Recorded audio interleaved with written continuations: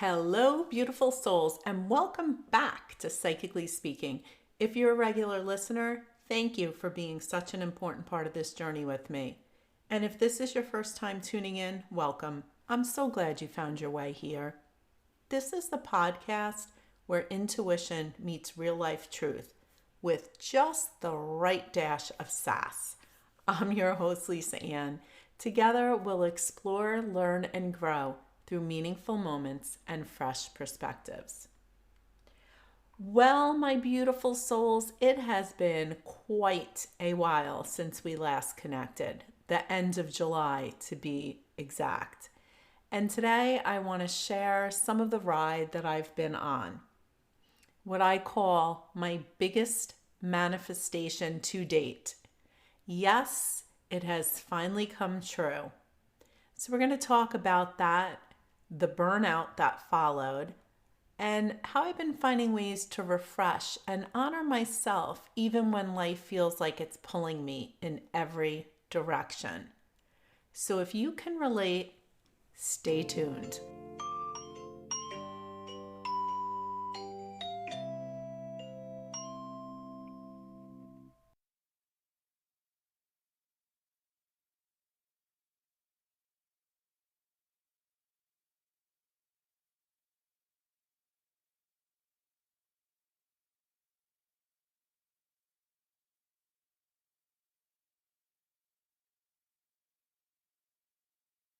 Now, back in January, I shared that I was about to step into my biggest manifestation ever.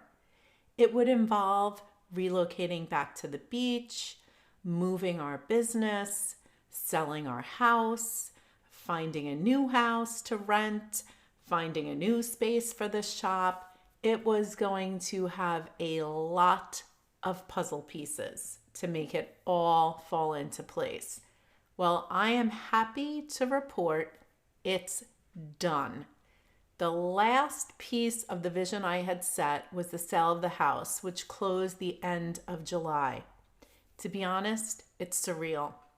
There were so many delays, and of course, many of you who have been following along know the nightmare with the old shop. There were so many doubts along the way that I have to be honest, I wondered so many times if it would really ever happen. But I kept holding that vision, kept aligning my energy, and here we are, manifestation complete. But here's the truth no one tells you. Sometimes after you finally achieve the big thing, that really big thing that you've been working on for so long, you don't always feel fireworks. To be quite honest, sometimes you just feel exhausted. And that's exactly where I found myself. Burnt out, drained, and wondering how to keep going when I thought I'd feel nothing but relief. Now, burnout doesn't always announce itself with a big flashing neon sign. Sometimes it creeps up on you. So here's a few of the signs I noticed in myself, and maybe you'll recognize them too. You're tired even after sleeping. The things you normally love just simply feel like one more chore. You're snappy or over emotional over little things. Your body feels heavy and your spirit feels flat. You catch yourself saying, I just have to push through. If those sound familiar, you may be carrying more than your spirit can handle right now. Now, even in the middle of burnout, I found a few practices that helped to bring me back to center. It started with making a commitment to make time for myself, even if it's just a quiet cup of tea on the porch, or taking a moment to watch a show. It's those little small moments, taking a walk. For me, gardening, just putting my hands in the soil, tending to my plants, watching something grow, it grounds me instantly. And those of you who follow me know about my 90 spider babies that kept me pretty pretty busy. Boy, oh boy, do those plants give off a lot of babies. And then, of course, there is my favorite Psychically Speaking Live on Tuesday nights. Our community always just gets me so energized. Even if I start out tired, by the end, I feel recharged.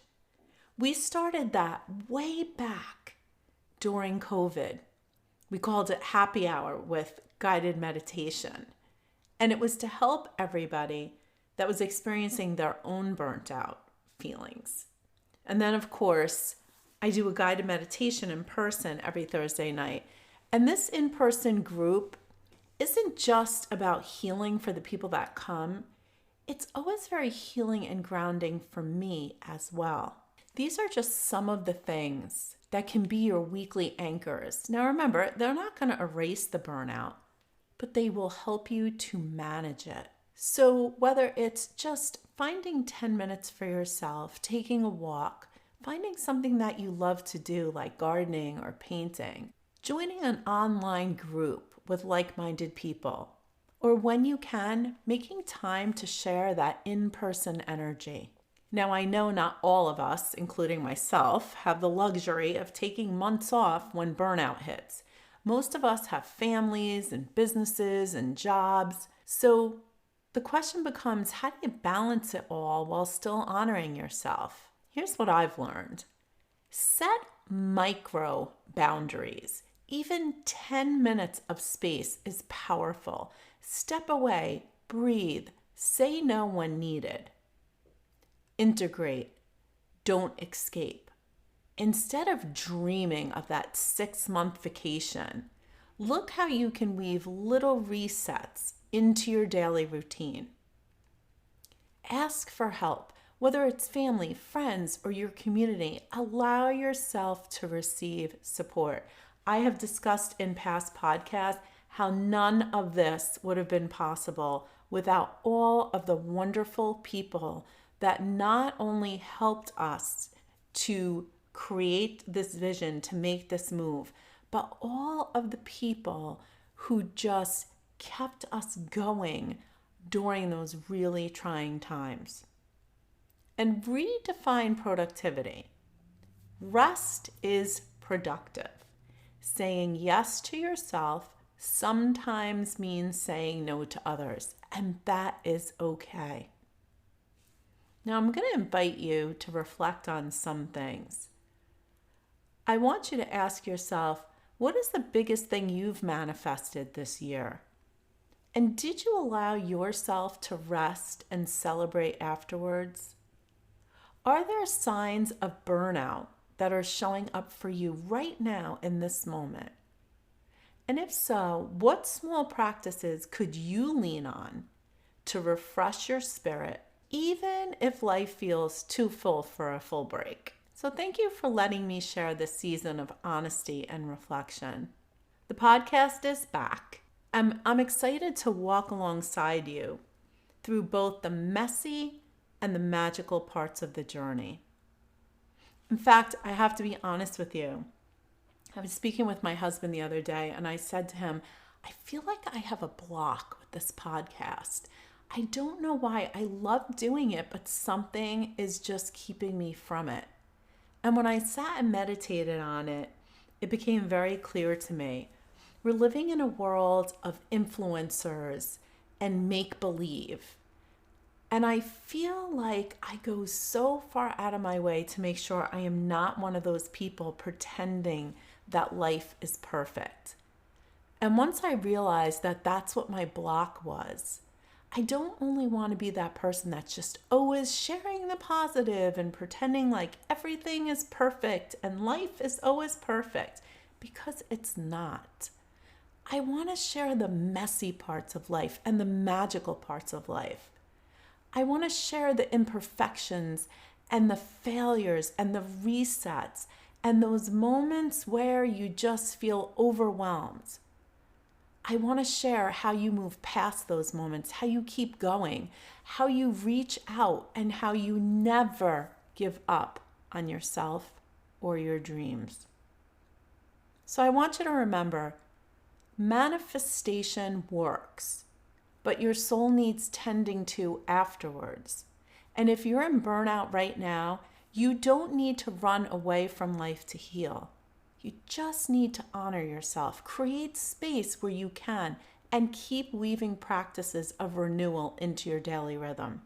And if you'd like to experience that shift with me, join Psychically Speaking Live on Tuesday nights.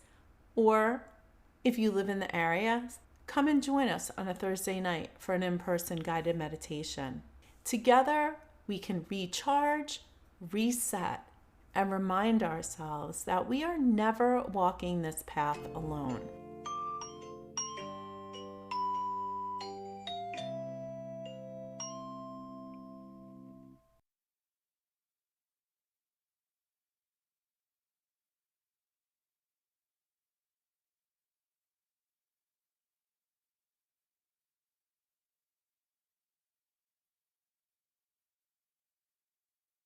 As always, thank you for joining me today on Psychically Speaking. If you love this episode, be sure to subscribe, please leave a review, and share it with someone who could use a little inspiration.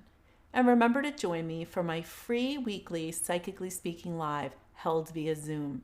For more information, visit spiritquestnc.com. Until next time, take care of yourself, embrace your light, trust your intuition, and keep growing.